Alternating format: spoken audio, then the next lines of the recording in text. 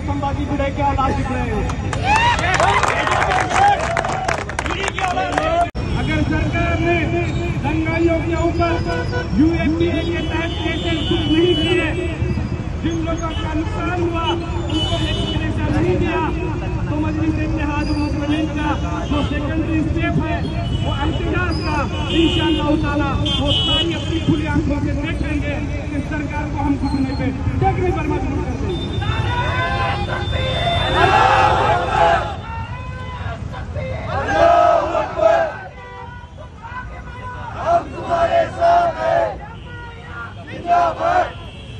बड़े अफसोस की बात है कि महाराष्ट्र गंगा जमनी तहजीब वाला रियासत है।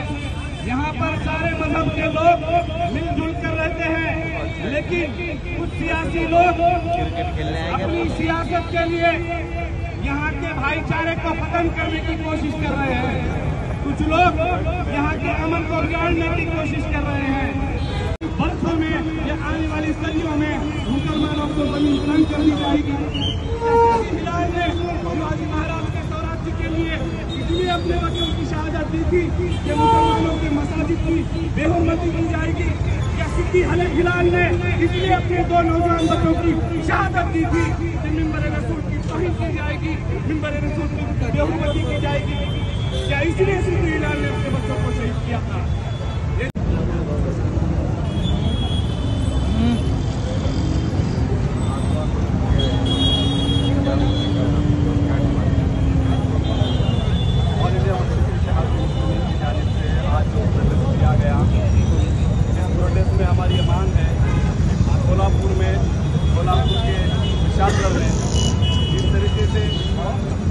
दंगाइयों की जानिब से नंगा नाच किया गया, जिस तरीके से दंगाइयों की जानिब से मासूम बच्चों पर हमले किए गए, औरतों पर, बुजुर्गों पर हमले किए गए, घरों को तोड़ा गया, गाड़ियों को तोड़ा गया, शहर में पूरी तबाही मचा दी गई।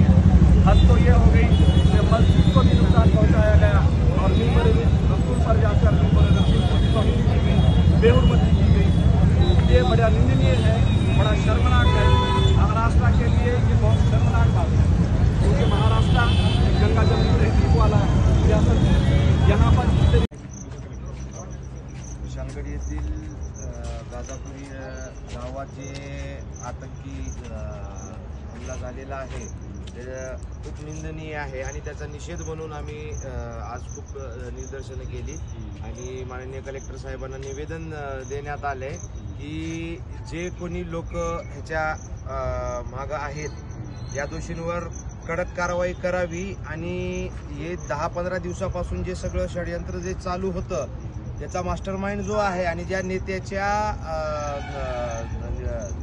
देखरेखीखाली जे या सगळ्या घटना घडल्यात त्यांच्यावरही गुन्हे UAPA अंतर्गत गुन्हे दाखल व्हावेत ही AIMIM लातूर तर्फे आज कल माननीय कलेक्टर साहेबांना निवेदन देण्यात आली आहे। तर या ठिकाणी मॅडम यांना आम्ही निवेदन देण्यासाठी आलो होतो, पण जिल्हाधिकारी मॅडम औरंगाबादला गेलेले आहेत, त्याच्यामुळे आम्ही RD साहेबांना आमचं निवेदन दिलेलं आहे। खरोखरच या ठिकाणी अत्यंत दुःखद घटना की जेणेकरून ज्या मुस्लिम समाजाला विशालगडावर फक्त टार्गेट करण्यात आलेले आहे, त्या गाड्या तोडण्यात आलेल्या आहेत, घरांवर नासधूस करण्यात आलेली आहे। हद तो ये होगी तिथली जी मस्जिद आहे मस्जिदला नुकसान पोहोचवण्यात आला आणि मस्जिदच्या आत जाऊन बेहुरमती करण्यात आली, विटंबना करण्यात आली। हे निंदनीय आहे। त्या सर्व दंगा